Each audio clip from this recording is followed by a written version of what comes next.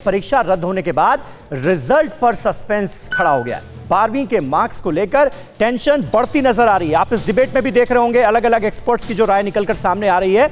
ये चिंता लगातार बनी हुई है, वाजिब चिंता है। परीक्षा रद्द होने के बाद रिजल्ट पर सस्पेंस है।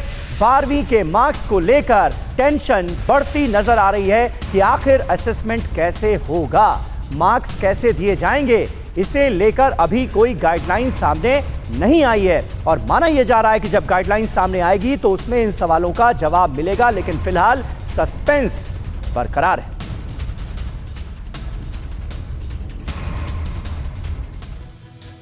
तो 12वीं की परीक्षा रद्द की गई है, कैसे तय हो सकता है रिजल्ट, इसको लेकर क्या संभावनाएं हैं, इस पर जरा हम बात कर लेते हैं और उसके बाद फिर हम अपने एक्सपर्ट्स का रुख करेंगे। पिछले 2-3 साल के आकलन के आधार पर मिल सकते हैं नंबर, ये बात सामने आ रही है। 2-3 साल की बच्चे की परफॉर्मेंस कैसी रही उसको एनालाइज करके असेसमेंट होगा।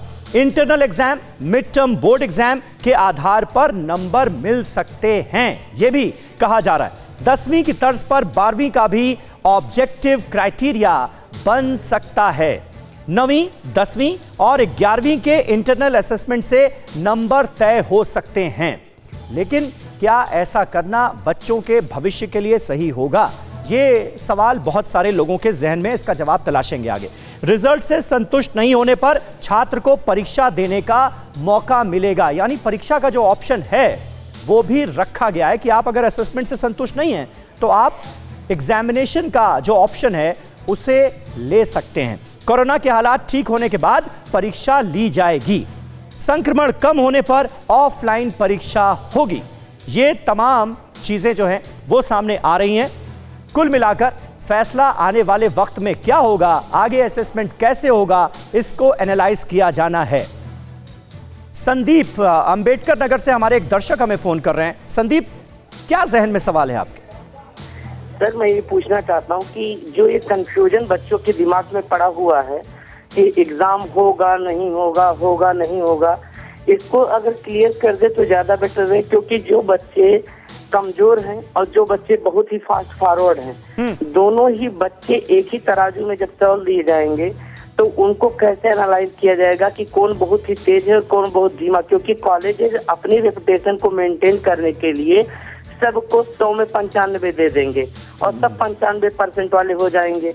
और इसके चलते आगे चल के आप देखेंगे कि जब टीईटी या और कोई परीक्षाएं होगी तो उसमें मेरिट आप देखेंगे सबकी 95% ही बन जाएगी, जिसमें अच्छे और बुरे की कैसे पहचान हो पाएगी। ठीक है, ये जो सवाल है आपका, ये जो सवाल है संदीप, ये वाजिब सवाल है। गौतम कुमार साहब, इस पर डिस्कशन हुआ आपके अभिभावक संघ में, क्या राय निकलकर सामने आ रही?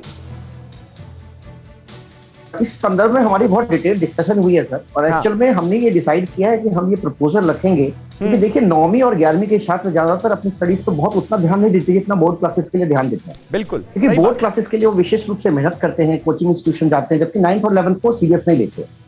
जहां तक रही कंसिस्टेंटली परफॉर्मेंस की, कंटिन्यूअस अच्छे परफॉर्मेंस की, तो एक साल में किसी बच्चे की खराब हो सकती है, लेकिन अगर गत 3 वर्षों का देखें, 9th और 10th और 11th का, तो मेरा मानना यह है, हमारी कमेटी का ये मानना है कि 10th के मार्क्स को वेटेज दिया जाए, 9th और 11th 50% 9th के मार्क्स को 10th के वेटेज दिया जाए, 25% 9th और 11th को दिया जाए, और 25% क्योंकि 12th क्लास में इंटरनल असेसमेंट बहुत कम हुए हैं, कुछ बच्चे ड्यू टू टेक्निकल इश्यूज या ऑनलाइन एग्जाम नहीं दे पाए, प्री बोर्ड्स नहीं दे पाए, तो 25% वेटेज जो है वो 12th क्लास में जो एग्जाम कंडक्ट हुए हैं उसका रखा जाए, 50% वेटेज जो है on the basis of 10th रखा जाए, और जो 25 रिमेनिंग है वो 9th और 11th का रखा जाए। इससे पार्शियलिटी होने के चांसेस कम होंगे, नेपोटिज्म के चांसेस कम होंगे, क्योंकि बच्चा कोई भी कंसिस्टेंटली 3 साल तक अपनी परफॉर्मेंस खराब रखता या अच्छा नहीं रख सकता, जो वो है वही दिखाएगा।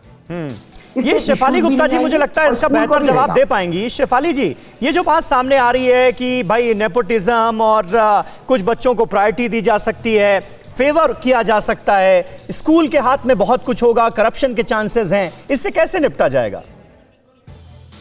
बहुत अच्छा सवाल है, क्योंकि बहुत सारे स्कूल्स इसमें इन्वॉल्व होंगे पूरे प्रक्रिया में। मुझे लगता है सबसे पहला स्टेप है कि you should have somebody from outside to monitor the result composition by a school. अगर सीबीएसई स्कूल से कहता है, जैसा कि क्लास 10th के लिए कहा गया है, तो उसमें हमारे पास बाहर के मेंबर्स होने चाहिए ताकि वो एक न्यूट्रल व्यू लेके चलें कि स्कूल्स कोई भी नेपोटिज्म नहीं कर सके, स्कूल कोई भी अपने बच्चे को बेनिफिट ना कर सके। प्लस स्कूल की फिलॉसफी इस पे बहुत इंपॉर्टेंट होएगी कि वो कितनी ऑनेस्टली अपना रिजल्ट प्रिपेयर करता है ना। जहां पर 12वीं क्लास के बच्चों का सवाल है, जैसा कि सजेस्ट किया गया कि 25% 12वीं पे होना चाहिए, 12वीं की सारी परीक्षा ऑनलाइन थी। ऑनलाइन की रिलायबिलिटी हम एज एजुकेटर्स कम मानते हैं, तो उसको भी एक देखना पड़ेगा सीबीएसई को कि हम कितनी वेटेज देंगे 12th क्लास के ऑनलाइन एग्जाम्स को, बिकॉज ऑफलाइन एग्जाम्स कुछ स्टेट शायद प्री बोर्ड करा पाए थे, जैसे दिल्ली करा पाया था प्री बोर्ड ऑफलाइन मोड में, कई स्टेट्स नहीं करा पाए थे प्री बोर्ड, तो उसको भी हमें एक नजरिया देखना पड़ेगा।